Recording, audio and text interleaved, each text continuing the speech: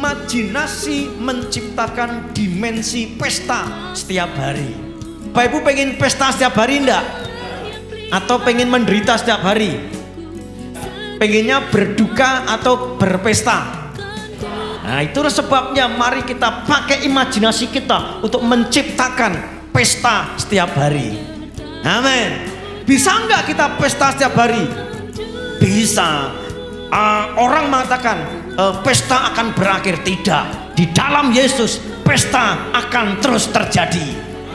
Katakan amin. Kepalkan tangan Bapak Ibu sekalian. Di dalam nama Yesus pesta akan terus terjadi, akan terus aku nikmati. Katakan amin. Orang boleh berkata pesta pasti berakhir. Tidak akan berakhir. Dalam Yesus pesta akan terus terjadi dalam kehidupan kita. Amin. Jadi jangan memiliki pernyataan-pernyataan, statement-statement yang sepertinya bertolak belakang dengan firman. Pesta pasti berakhir. Tidak. Di dalam Kristus pesta akan terus terjadi. Pesta akan kita nikmati. Katakan amin. Dimulai dari mana? Imajinasi. Imajinasi kita menentukan. Kita baca dulu ayatnya. Jagalah hatimu dengan segala kewaspadaan, karena dari situlah terpancar kehidupan. Jadi terpancarnya kehidupan itu dari hati, pikiran, imajinasi. Betul? Kalau imajinasi kita, pikiran kita baik, maka terpancarnya adalah baik, walaupun kondisi keadaan tidak baik. Setuju? Jagalah hatimu baik-baik, sebab hatimu menentukan jalan hidupmu. Jalan hidup kita ditentukan oleh apa? Hati, pikiran, imajinasi kita, mata batin kita. Betul? Jadi hidup kita bukan ditentukan oleh kenyataan. Katakan amin. Katakan dengan saya, hidup saya tidak ditentukan oleh kenyataan, tapi ditentukan oleh hati saya. Amin. Kenyataan boleh negatif, kenyataan boleh semrawut, kenyataan boleh hancur, tapi kalau hatimu itu baik-baik saja, maka akan terpancar, akan menentukan kondisi keadaan yang ada. Amin. Nggak peduli apapun yang terjadi, nggak peduli situasi, fakta, kenyataan yang menimpa kita, pastikan hati kita tetap baik-baik saja. Jagalah hatimu baik-baik, sebab hatimu menentukan jalan hidupmu. Betul? Jangan bilang, jangan berkata Tuhan yang menentukan, Pak. Jelas sekali, dari awal Tuhan sudah menentukan baik.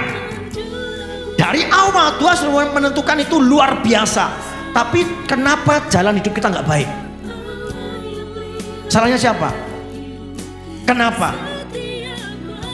Karena tidak menjaga hati. Yang berikutnya, yang terutama sekali, jagalah hatimu, karena hatimu mempengaruhi segala sesuatu dalam hidupmu. Yang mempengaruhi hidup kita adalah hati, pikiran, imajinasi, mata batin kita. Katakan amin. Mata batin kita itu mempengaruhi segala sesuatu dalam hidup kita. Hati kita, imajinasi kita, pikiran kita itu mempengaruhi segala sesuatu dalam kehidupan kita. Nah, hidup kita baik atau tidak dipengaruhi oleh apa? Hati, pikiran, imajinasi, mata batin kita. Itulah sebabnya pandang situasi kondisi yang ada dengan mata batin yang positif. Amin. Berikutnya, atas segala-galanya hati-hatilah terhadap yang kau pikirkan, karena pikiranmu mengendalikan hidupmu. Tuh. Jadi pikiran kita, hati kita, mata batin kita, imajinasi kita itu mengendalikan hidup kita. Dari berbagai terjemahan itu sungguh-sungguh dahsyat sekali, ya. Hati itu mengendalikan, hati itu mempengaruhi. Terus apa lagi? Hati itu menentukan, apalagi hati itu memancarkan. Artinya memang hati berperanan penting atas kehidupan kita. Artinya memang hati, pikiran, imajinasi, mata batin kita itu sangat berperan penting untuk kehidupan yang kita jalani ini. Bahasa Jawanya, atimu reksanen kanthi waspada, awet iku atuk ing panguripan. Atuk itu apa? Sumber. Sumber kehidupan ini adalah dari mana? Hati, pikiran, mata batin, imajinasi. Kalau imajinasimu baik, maka akan terpancar kebaikan. Kalau pikiran kita, imajinasi kita itu mulia, maka terpancarlah kemuliaan dalam kehidupan kita.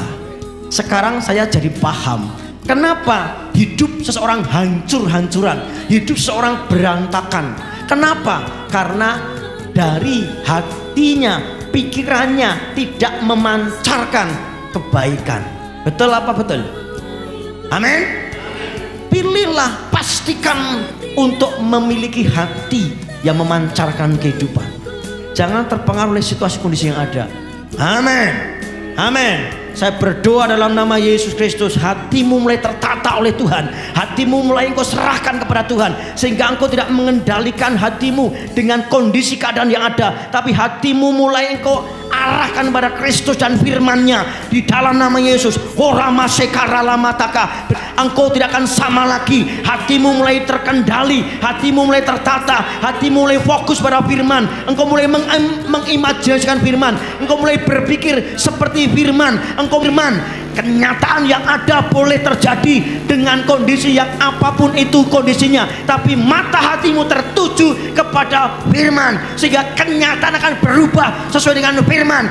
Tidak akan sama lagi hidupmu, karena mata batinmu tertuju pada firman, hatimu tertuju pada firman, pikiranmu tertuju pada firman. Terimalah dalam hidupmu di dalam nama Yesus, di dalam nama Yesus. Tidak akan sama lagi. Keluargamu gak sama lagi, pribadimu gak sama lagi, rumah tanggamu gak sama lagi, usaha pekerjaanmu gak sama lagi, karena pandanganmu tertuju pada firman. Amin. Pastikan itu. Pandangan kita menentukan. Selama pikiran dan imajinasi tidak berubah, maka kehidupan tidak berubah. Sekarang saya jadi paham kenapa hidup seseorang tidak berubah. Termasuk orang Kristen yang bertahun-tahun menjadi orang Kristen, beribadah tapi tidak berubah, karena pikirannya tidak berubah.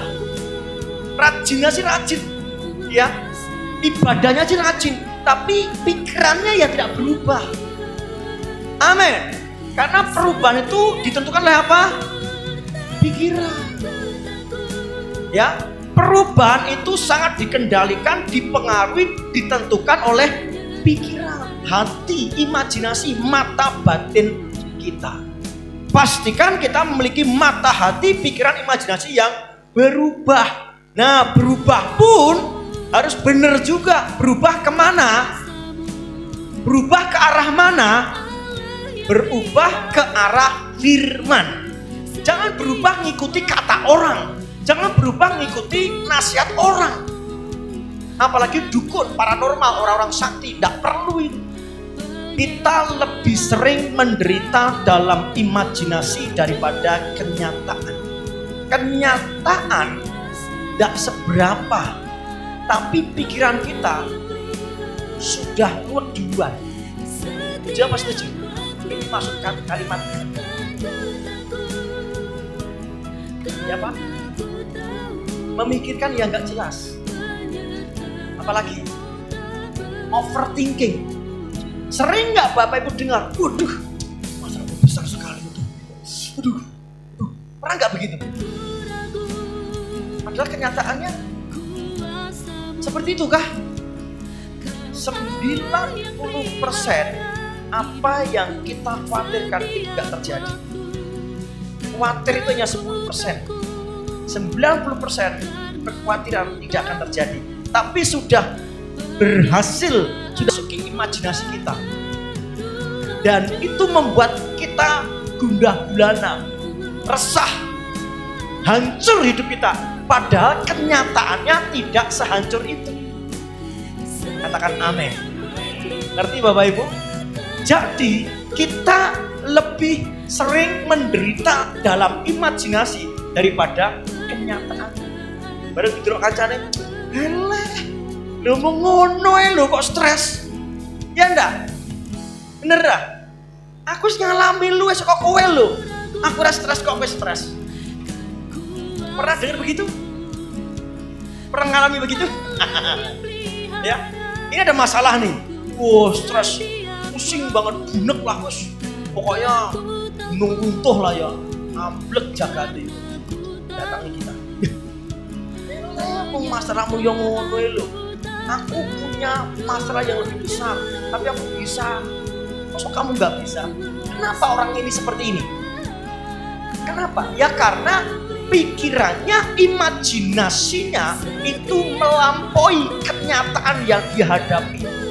Inilah arti daripada kita lebih sering menderita dalam imajinasi daripada kenyataan. Artinya imajinasi penting enggak?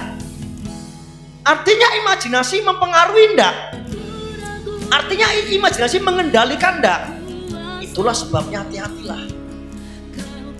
Jangan sampai masalahnya enggak seberapa, tapi imajinasi kita sudah dodos, ora kapan. Jangan sampai. Bilang sama sebelahmu, ojo nganti.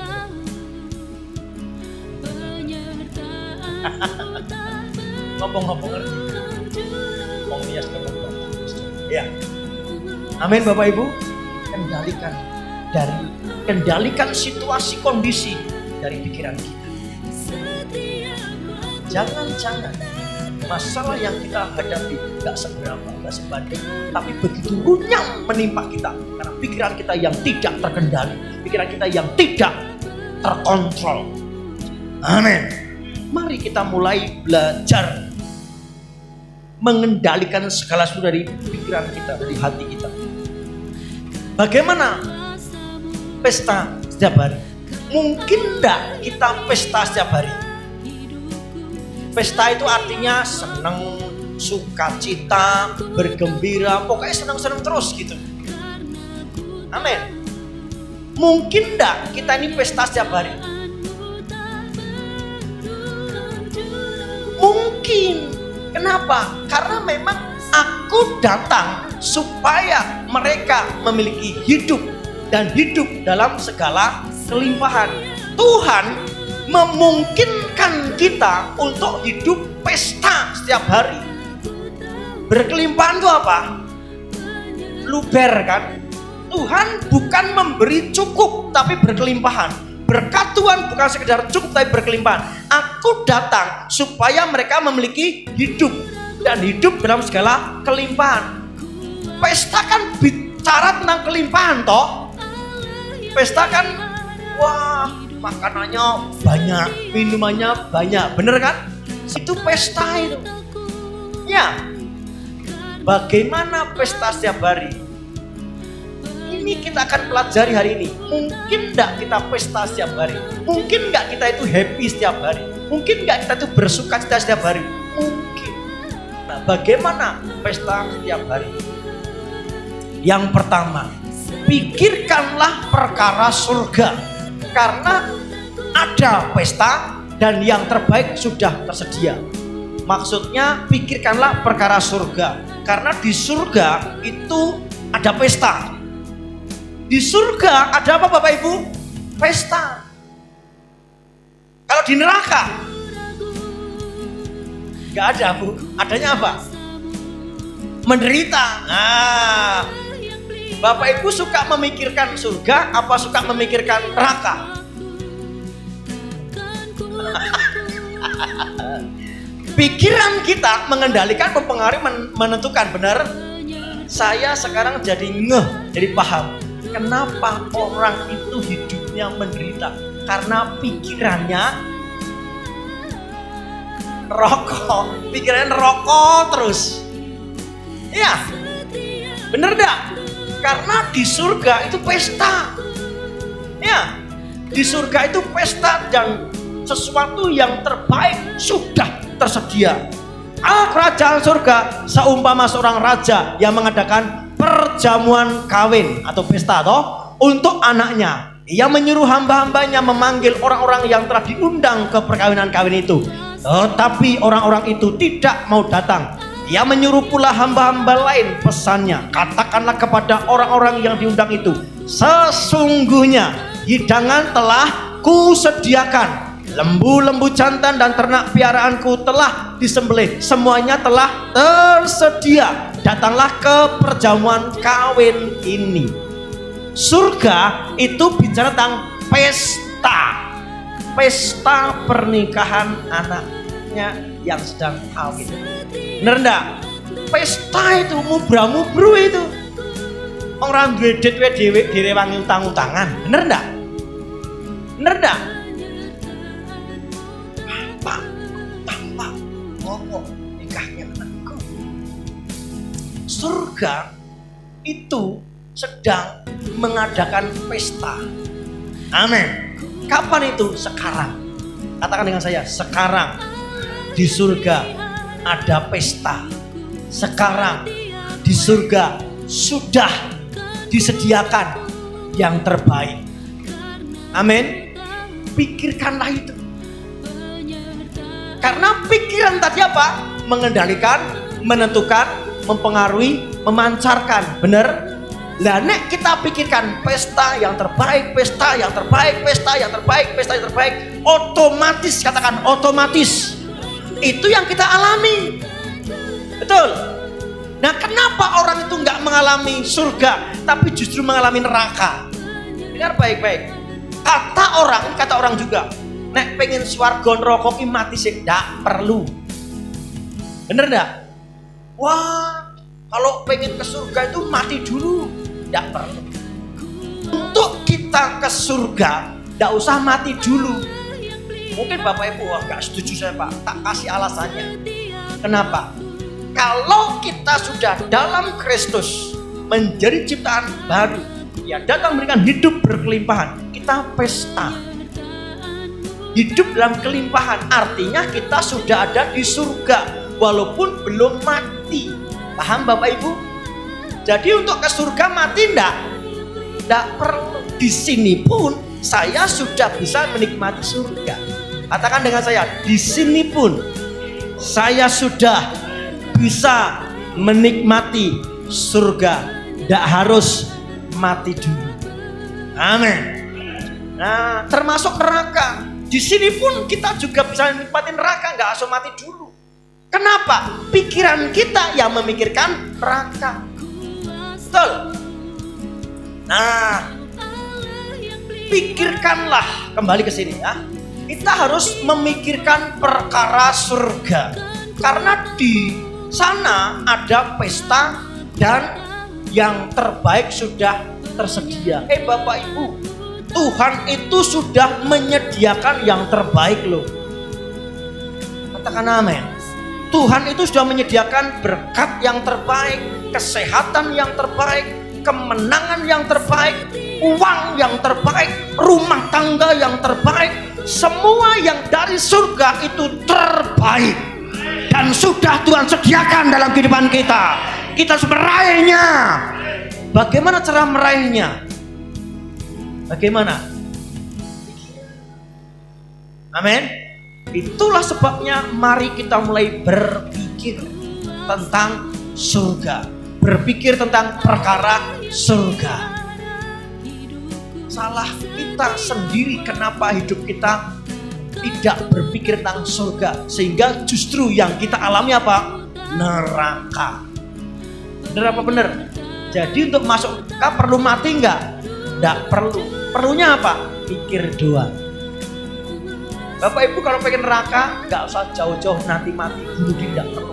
Pikiran sing abot kayak mungkin, sing abot sing poso, sing bojomu ngamplengi, sing anakmu bos, harus pikirkan itu. Neraka lah. Bener apa bener? Bener enggak? Jangan dipikirkan itu. Amin. Pikirkanlah perkara surga, ya. Kata menariknya begini, sesungguhnya Apa maksudnya ini sesungguhnya? Sak tenane, terangane, sebenarnya. Apa sebenarnya? Hidangan telah kusediakan. Tuhan menjamu kita. Tuhan nyubio kita, menyambut kita. Sesungguhnya Tuhan sudah menyambut kita sedemikian rupa. Amin. Ini kata siapa? Tuhan sendiri. Sesungguhnya hidangan telah kusediakan. Kenapa kita tidak menikmati hidangan? Karena pikiran kita tidak fokus kepada perkara surga. Kalau nggak fokus kepada pikiran perkara surga, artinya berfokus pada pikiran apa? Dunia. Ayo, hidup ini pilihan. Kita mau memilih pikiran berpikir surga atau berpikir neraka. Dan pikiran itu menentukan, mempengaruhi, mengendalikan, dan memancarkan. Betul ya? Itulah sebabnya mulailah berpikir tentang perkara surga. Amin. Berpikirlah perkara yang rohani, jangan duniawi. Berpikirlah surga, jangan dunia. Saya mendapati banyak orang Kristen ngakunya Kristen, tapi pikirannya duniawi terus. Pikirannya dunia terus. Bagaimana dia akan menikmati surga di muka bumi ini kalau pikirannya neraka terus? Sementara dari pihak Tuhan sudah menyediakan, sesungguhnya hidangan telah kusediakan. Hidangan sudah disediakan. Ketika ada tamu datang ke rumah kita datang ke rumahnya nih, kita rapiin dulu. Kasih, Pak mau minum apa? Mau makan apa? Ya kan? Kenapa seperti itu? Kenapa tamu diperlakukan seperti itu? Menghargai. Bapak Ibu, tanpa sadar engkau sedang dihargai Tuhan. Ngerti nggak sih? Paham Bapak Ibu? Sungguhnya hidangan telah kusediakan. Artinya sesungguhnya Tuhan sudah menghargai kita, menyediakan penghargaan kepada kita. Keren enggak? Kenapa lagi kenapa kita memberi terbaik buat tamu? Kenapa? Ya, karena kita mengistimewakan tamu. Tamu itu raja.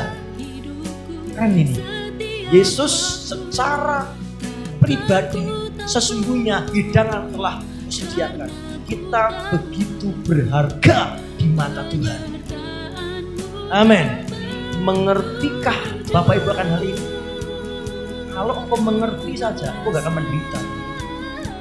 Kalau engkau mengerti saja, engkau gak akan sedih, susah, merasa sepi. Aku berharga di mata Tuhan. Cukup. Orang gak senang dengan saya, orang benci dengan saya, orang menjelekan saya. Gak urusan. Berharga. Sesungguhnya hidangan telah kusediakan. Saya tamunya Tuhan, berharga di mata Tuhan. Amin. Pikirkan itu. Amin. Artinya dari pihak Tuhan sudah disediakan dalam bentuk apa ini? Rohani, alam roh. Untuk menikmatinya, untuk kita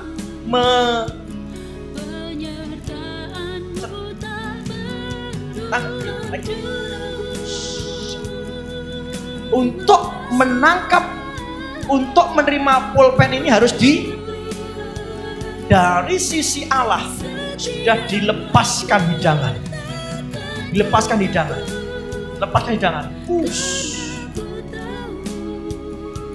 Dan Bu Anton siap sedia, dia menangkap hidangan Tuhan. Dari pihak Tuhan, hidangan lembu yang baik, sesuatu yang terbaik sudah melayang-layang ini. Siapa yang mau menangkap, dialah yang mendapat terbaik dari Tuhan. Paham Bapak Ibu? Kenapa hidupmu enggak mengalami kebaikan? Karena kau enggak menangkap. Paham di sini? Sesungguhnya hidangan telah kusediakan, lembu-lembu jantan dan ternak piaraanku telah disembelih. Semuanya telah tersedia. Semuanya telah tersedia. Sudah melayang-layang berkat Tuhan ini yang terbaik. Siapa yang menangkapnya, dia akan menerimanya. Bapak Ibu nangkap enggak? Kalau engkau menangkap itu, engkau akan hidup dalam surga walaupun masih di dunia. Amin. Tangkap itu. Itulah sebabnya hidup ini bukan ditentukan oleh Tuhan lagi. Hidup ini ditentukan oleh pikiran kita, cara kita menangkap firman, cara menangkap apa yang Tuhan sediakan. Karena dari pihak Tuhan sudah melepaskan, betul? Dari pihak Tuhan sudah selesai, sudah dilepaskan.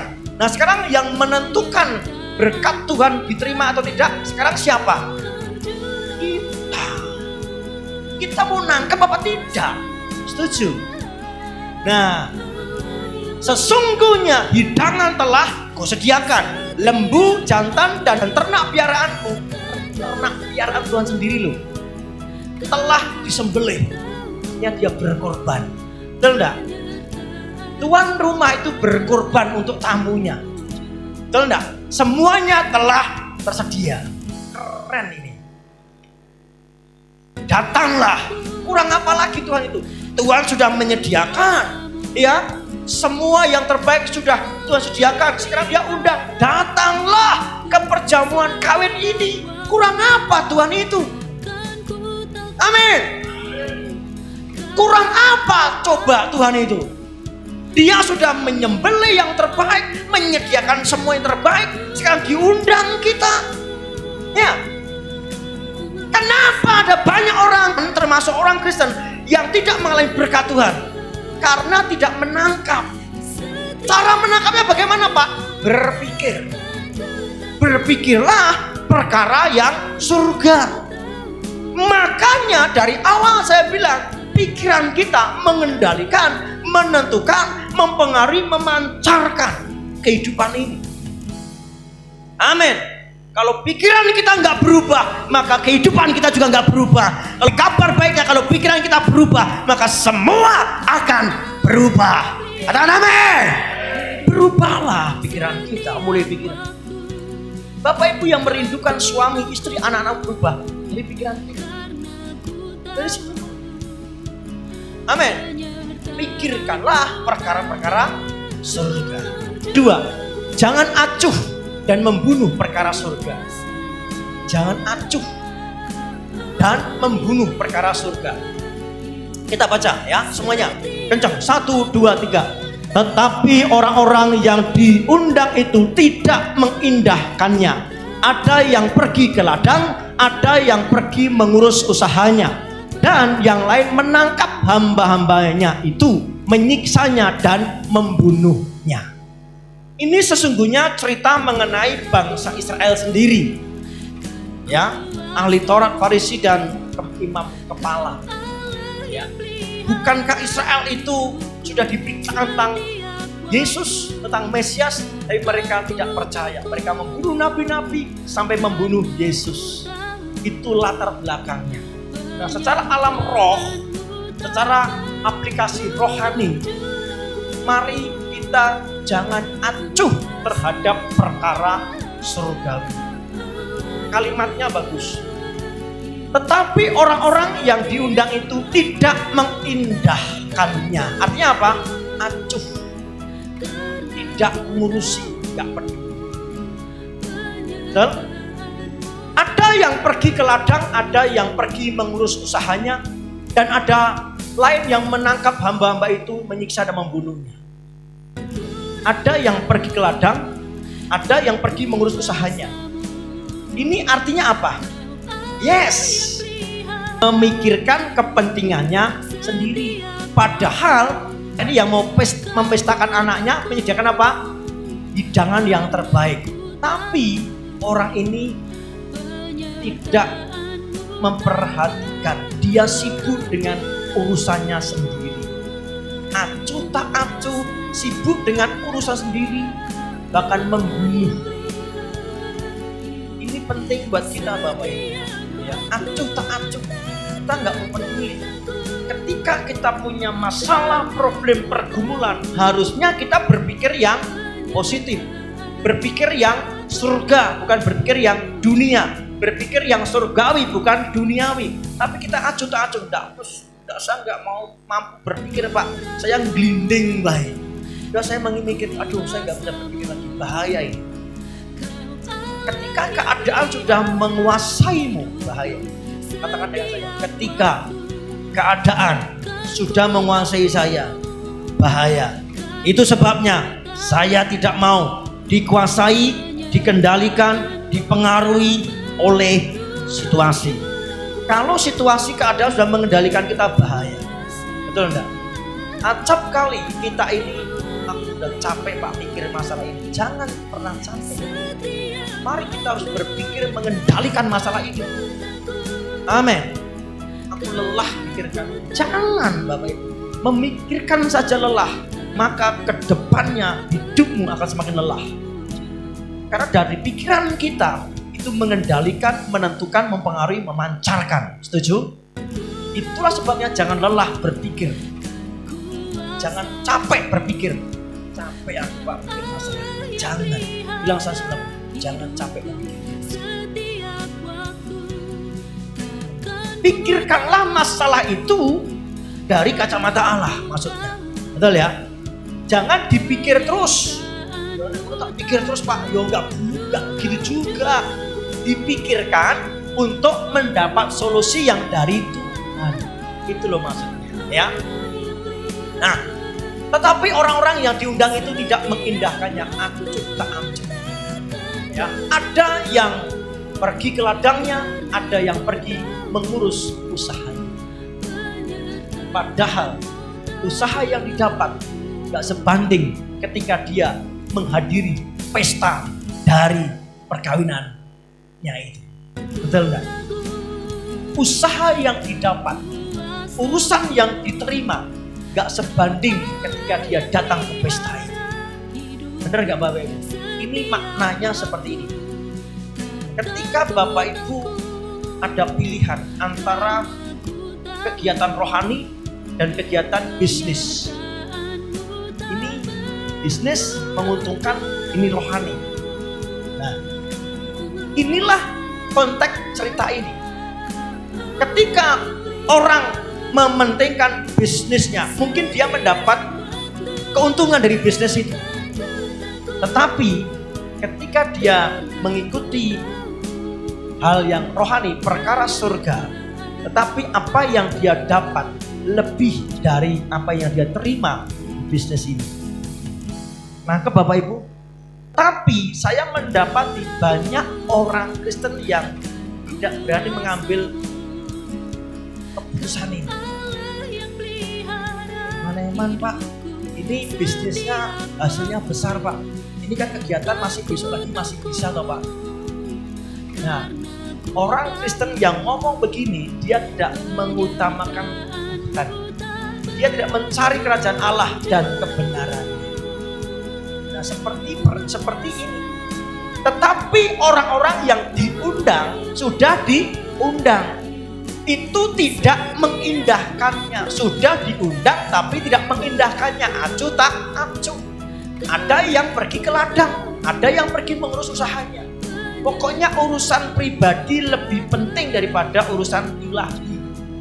Pokoknya kepentinganku, urusanku, masalahku, acaraku lebih penting dari semua urusan yang lain. Ini menunjukkan bahwa dia tidak mencari kerajaan Allah dan kebenarannya. Saya mengajak, mari Bapak Ibu, beranilah mengambil keputusan untuk mengutamakan Tuhan di atas segala yang lain. Maka engkau akan dibawa masuk dalam pesta yang berkelimpahan setiap hari. Amin. Bisa pesta setiap hari? Bisa. Dari mana? Pikiran kita. Bisa pesta setiap hari? Bisa. Melalui apa?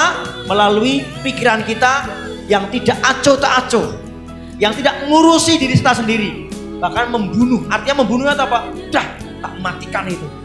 Mikir gereja, mikir firman Tuhan, mikir doa, pokoknya mikir yang begitu tak matikan. Aku mau mikir gaweanku sih.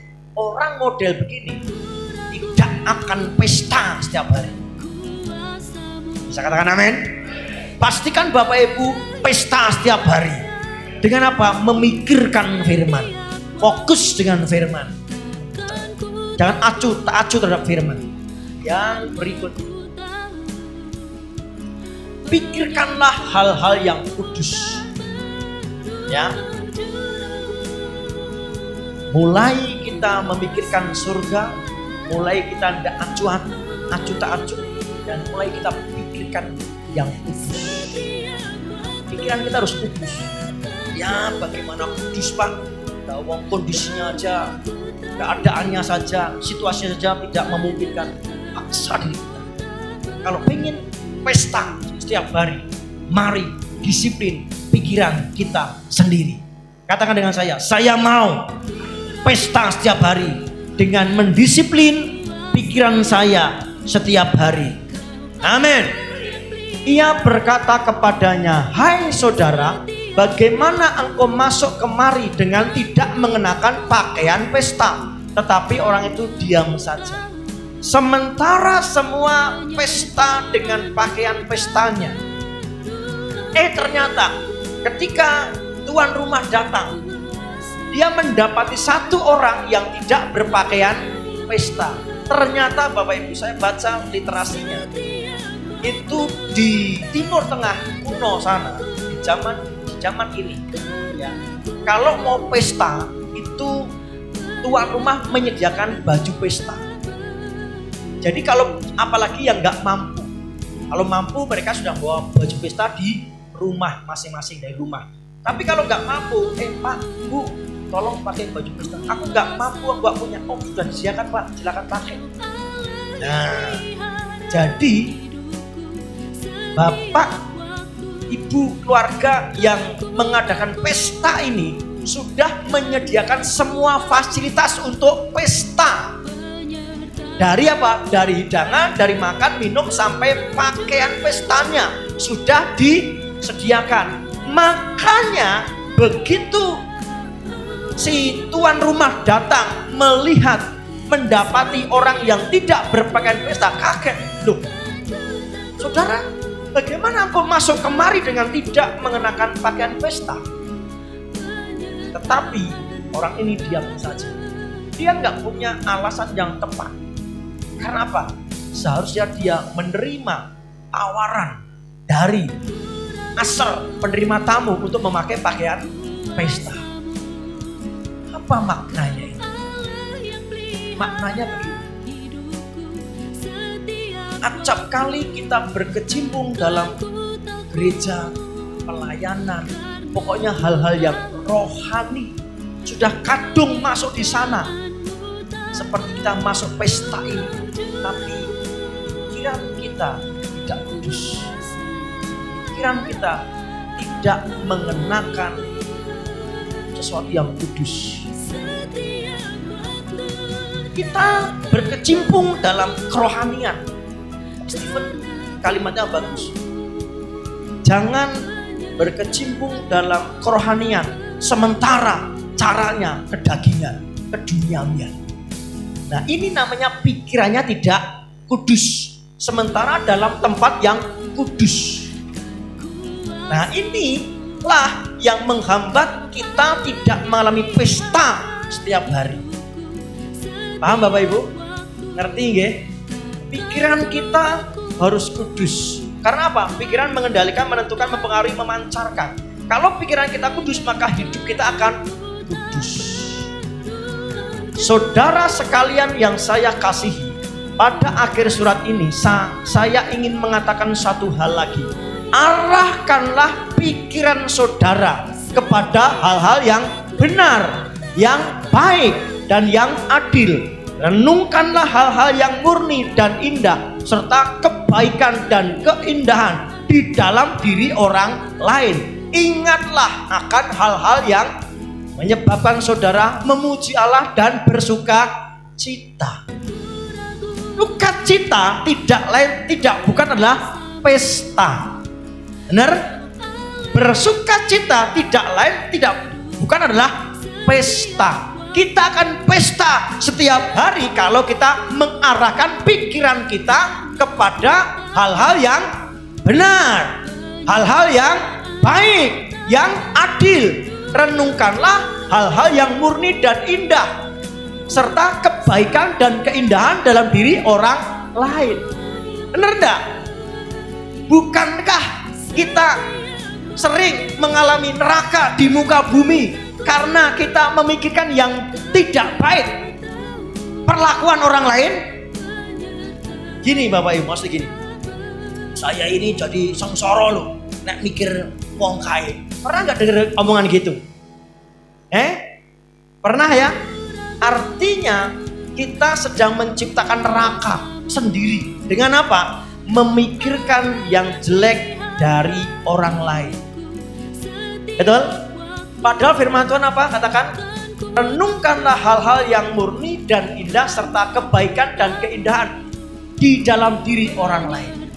Tuhan mau supaya kita merenungkan, memikirkan yang indah orang lain. Itulah syarat untuk kita masuk ke pesta setiap hari. Bisa katakan amin? Paham Bapak Ibu? Kita pernah ngalami sedih nggak? Sedih, kesel, jengkel karena memikirkan orang lain. Pernah nggak? Kayak pura-pura nggak dengar gitu ya. Pernah nggak? Bukankah itu neraka? Bener nggak? Aku jadi stres loh mikir cah kae, iya kan? Itu artinya kita sudah menciptakan neraka untuk diri kita sendiri. Itulah sebabnya firman Tuhan mengatakan, renunglah hal-hal yang murni dan indah serta kebaikan dan keindahan di dalam diri orang lain. Kalau kita bisa memikirkan yang indah dalam diri orang lain, kita pesta setiap hari. Amin. Pikirkan yang baik untuk Pak Budi, Bu Aton, Pak Petrus, Pak Dean, Martin dan sebagainya. Pikirkan itu. Pikirkan yang baik. Tapi jengkel ke Pak. Senadyan jengkel ke. Oh dia tuh baik kok. Dia tuh baik. Oh mungkin dia lagi kilap. Kilap kok bertahun-tahun. Nah, pikirkanlah yang baik. Jangan kita tuh jawab-jawab gitu loh. Mungkin dia lagi capek. Gue capek kok bertahun-tahun. Udah, jangan jawab-jawab lagi. Coba pikirkan yang baik. Mungkin dia lagi capek, lagi ngantuk, kesel, wajar. Oh iya dong, udah tak pikirkan yang baik. Gitu harusnya. Jangan jawab-jawab terus. Amin. Pikirkanlah yang baik dan indah dalam diri orang lain. Kalau kita bisa memikirkan yang baik, yang indah dalam diri orang lain, kita akan pesta setiap hari. Amin. Jujur Bapak Ibu, diakui apa tidak? Harusnya mengakui. Bukankah terkadang kita masuk neraka hanya karena kita memikirkan orang lain? Bener gak? Jujur, mikir anak kita, mikir suami kita, mikirkan konsumen kita, mikir tetangga kita yang nyebeli. Waduh, seperti aku neraka. Bener enggak? Karena pikiran kita yang salah. Pertanyaan saya begini, bisakah kita berpikir yang baik terhadap orang lain, sementara orang lain gak baik sama kita? Bisa enggak? Bisa enggak kita berpikir yang baik terhadap orang lain, sementara orang lain tidak baik sama kita? Kalau itu bisa, aku akan pesta. Kalau kau gak bisa, kau ke neraka. Walaupun belum mati. Amin Bapak Ibu.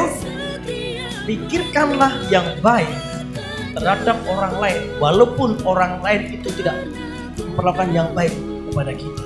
Itulah kuncinya masuk ke pesta setiap hari. Amin. Bukankah Yusuf juga seperti itu? Dalam Kejadian 50 ayat 20 kalau salah, dia bilang gini, memang engkau mereka-reka yang jahat kepadaku, tapi Allah mereka-reka untuk kebaikan. Benar ya?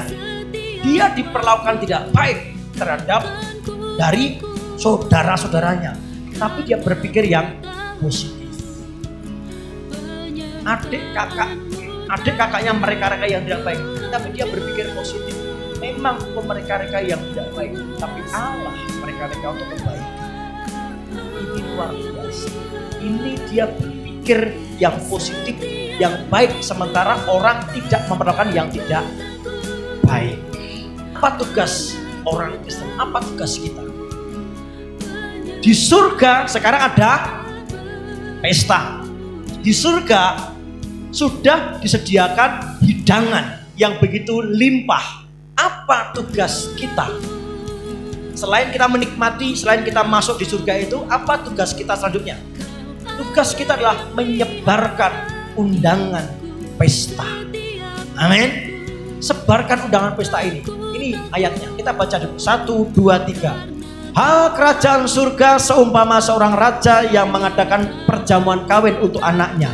Ia menyuruh hamba-hambanya memanggil orang-orang yang telah diundangnya ke perjamuan kawin itu, tetapi orang-orang itu tidak mau datang. Ia apa? Menyuruh hamba-hambanya memanggil. Artinya si tuan rumah ini memberikan undangan kepada orang yang mau diundang melalui siapa? Lewat siapa? Hamba-hambanya. Siapakah hamba-hamba Tuhan di sini? Saya. Katakan saya. Bapak, Ibu dan saya punya tugas. Apa itu? Membawa undangan untuk kepada orang lain. Ya. Hari ini di luar sana banyak orang yang dalam neraka. Nah, Bapak Ibu punya tugas membawa undangan itu. Pulang pergi kemanapun kau berada, bawa undangan itu. Saya tidak bisa menjangkau temannya Pak Rajiman, Bu Rajiman. Saya tidak bisa menjangkau temannya Bu Rini, Pak Tri. Saya nggak bisa menjangkau temannya Mbak Ase. Apa yang Bapak Ibu terima di sini, bawa itu ke mereka. Betul? Mengerti Bapak Ibu? Kita menerima surga, kita menerima kelimpahan, pesta setiap hari. Jangan dinikmati sendiri. Saya undang dulu semua ke depan. Kesimpulan, kita harus pesta setiap hari. Katakan amin. Dimulai dari mana? Imajinasi kita.